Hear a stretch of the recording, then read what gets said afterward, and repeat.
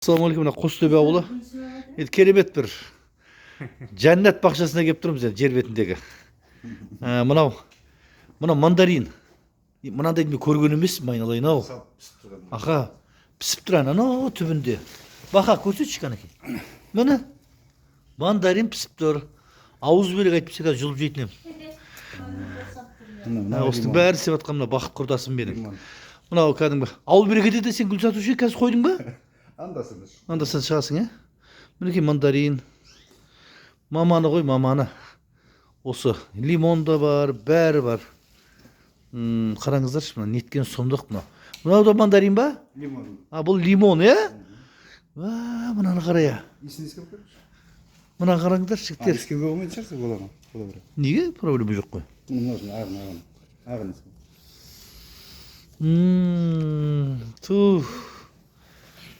Лимон. Помидор мінекей. Қысты күні. Салып тұрған көрсетсе. Әне. Помидорлар салып тұр. Керемет. Мынау бар ғой, ғажап. Ана мандарин майда тұр. Арманым ғой мынау менің. Арманым ғой мынандай. Мына қараңдаршы, субханаллах. Кішкентай мандарин ғой. Осындай ма жоқ, бұдан өсе ме әлі? Осы. О, тоба. Дәмі басқаша бұнікі. Дәмі басқаша. Мінекей керек болса. Мандарин дейді, каламандин дейді. Мынау лимонның бір түрі қараңыз. Жапырағын қара. Қараңыз қалай салды болды.